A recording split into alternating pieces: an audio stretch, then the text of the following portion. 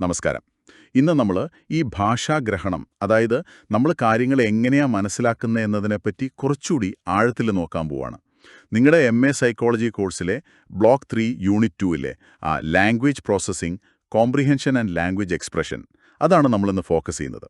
അതെ, അതിൽ തന്നെ വാൾട്ടർ കിൻഷ് മുന്നോട്ട് വെച്ചൊരു മോഡൽ ഉണ്ടല്ലോ, കോംപ്രഹെൻഷൻ മോഡൽ. പിന്നെ ഈ പ്രൊപ്പോസിഷണൽ റെപ്രസെന്റേഷൻ എന്നൊരാശയവും. അത് രണ്ടുമാണ് നമ്മൾ പ്രധാനമായിട്ട് നോക്കുന്നത്. ശരി. അപ്പോൾ സൈക്കോളജി പഠിക്കുന്ന നിങ്ങൾക്ക് ഇത് എങ്ങനെ റെലവെന്റ് ആവുന്നു എന്ന് നമുക്ക് സംസാരിക്കാം. തീർച്ചയായും. അപ്പോൾ ഈ കിൻഷിന്റെ മോഡൽ ഇതൊരു പ്രധാനപ്പെട്ട ഒന്നാണല്ലേ ഭാഷാ പ്രോസസ്സിങ്ങിൽ. ഇത് നമ്മൾ എഴുതുന്നതും സംസാരിക്കുന്നതും മനസ്സിലാക്കുന്നതിനെയും നമ്മുടെ ഓർമ്മയെയും ഒക്കെ തമ്മിൽ ബന്ധിപ്പിക്കുന്നു, അല്ലേ? അതെ, ശരിയാണ്. കിൻഷിന്റെ മോഡലില് എന്താ പറയാ, രസകരമായൊരു കാര്യം എന്താണെന്ന് വെച്ചാൽ, നമ്മളൊരു കാര്യം മനസ്സിലാക്കുന്നത് രണ്ട് കാര്യങ്ങളെ ആശ്രയിച്ചിട്ടാണ്. ഒന്ന്, നമ്മുടെ ലക്ഷ്യങ്ങൾ, നമ്മുടെ കയ്യിലുള്ള അറിവ്, അതിനെ ടോപ്പ് ഡൗൺ പ്രോസസ്സിംഗ് എന്ന് പറയാം. പിന്നെ നമുക്ക് ആ ടെക്സ്റ്റിൽ നിന്ന് കിട്ടുന്ന ഇൻഫർമേഷൻ, അത് ബോട്ടം അപ്പ് പ്രോസസ്സിംഗ്. ഓക്കെ. ഇതിന്റെ എല്ലാം ഒരു അടിസ്ഥാന ഘടകം എന്ന് പറയുന്നത് പ്രൊപ്പൊസിഷനാണ്. പ്രൊപ്പൊസിഷൻ. ഒരു ആശയം, ഒരു ടെക്സ്റ്റിലെ ഏറ്റവും ചെറിയ അർത്ഥം വരുന്ന ഒരു യൂണിറ്റ് എന്ന് വേണേൽ പറയാം. സാധാരണയായി ഒരു ക്രിയയും അതുമായി ബന്ധപ്പെട്ട ഒന്നോ അതിലധികമോ കാര്യങ്ങളും ചേർന്നതാണ് ഒരു പ്രൊപ്പൊസിഷൻ. ആഹാ. അപ്പോൾ നിങ്ങളുടെ ആ സ്റ്റഡി മെറ്റീരിയലിൽ ഒരു സ്വാസി ട്രൈബിന്റെ കഥ പറയുന്നുണ്ടല്ലോ, അതിലെ ആദ്യത്തെ വാചകം തന്നെ പല പല പ്രൊപ്പൊസിഷനുകളായിട്ട് അങ്ങനെയാണോ നമ്മൾ ഡീകോഡ് ചെയ്യുന്നത്? അതെ അതെ.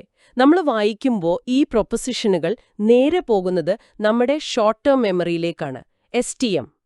പക്ഷെ പ്രശ്നം എന്താന്ന് വെച്ചാൽ, ഈ STMന് ഒരു ലിമിറ്റഡ് കപ്പാസിറ്റിയേ ഉള്ളൂ.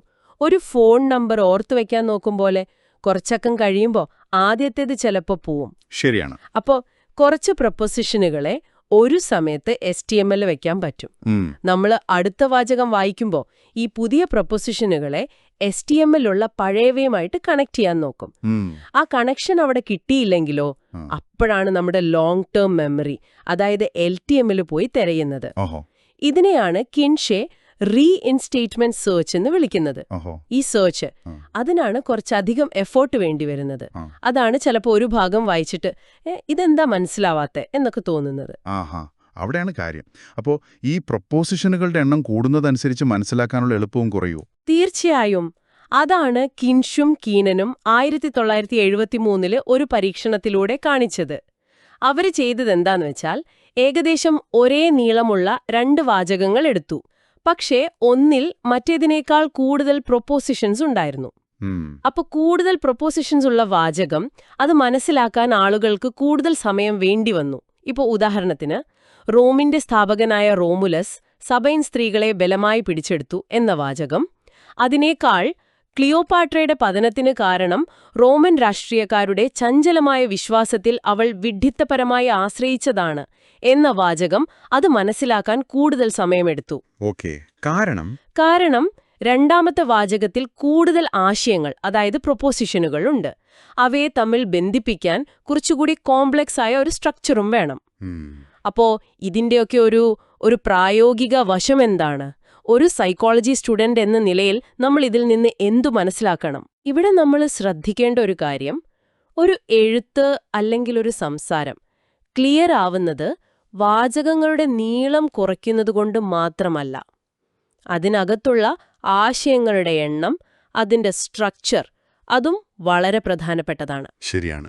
അപ്പോൾ നിങ്ങളൊരു റിപ്പോർട്ട് എഴുതുമ്പോഴോ അല്ലെങ്കിൽ മറ്റൊരാൾക്കൊരു കാര്യം വിശദീകരിച്ചു കൊടുക്കുമ്പോഴോ കഴിയുന്നത്ര സിമ്പിളായിട്ടുള്ള ആശയഘടന ഉപയോഗിക്കാൻ ശ്രമിക്കുന്നത് നല്ലതാണ്. അതായത് കുറഞ്ഞ പ്രൊപ്പോസിഷനുകൾ, അവ തമ്മിൽ എളുപ്പത്തിൽ മനസ്സിലാക്കാവുന്ന ബന്ധങ്ങൾ, അത് വായിക്കുന്നയാൾക്ക് കാര്യങ്ങൾ പെട്ടെന്ന് ഗ്രഹിക്കാൻ സഹായിക്കും. ഒരാൾക്ക് ഒരു കാര്യം മനസ്സിലാക്കാൻ പാടുപെടുന്നുണ്ടെങ്കിൽ ഒരുപക്ഷെ കാരണം ഇതായിരിക്കാം, അല്ലേ?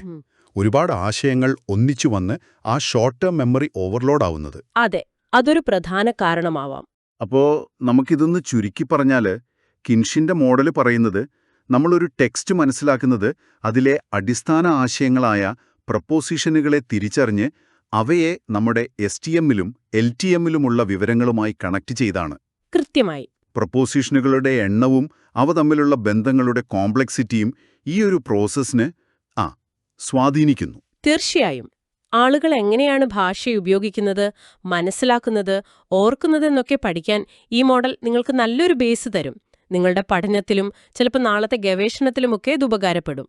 പോകുന്നതിന് മുൻപ് ഒരു കാര്യം കൂടി. ഈ കിൻഷിന്റെ മോഡൽ കൂടുതലും എഴുതപ്പെട്ട ടെക്സ്റ്റിനെക്കുറിച്ചാണല്ലോ പറയുന്നത്.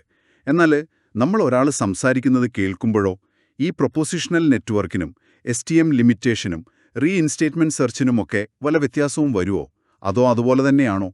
ഇതൊരുപക്ഷെ നിങ്ങൾക്ക് സ്വയം ആലോചിക്കാവുന്ന ഒരു കാര്യമാണ്.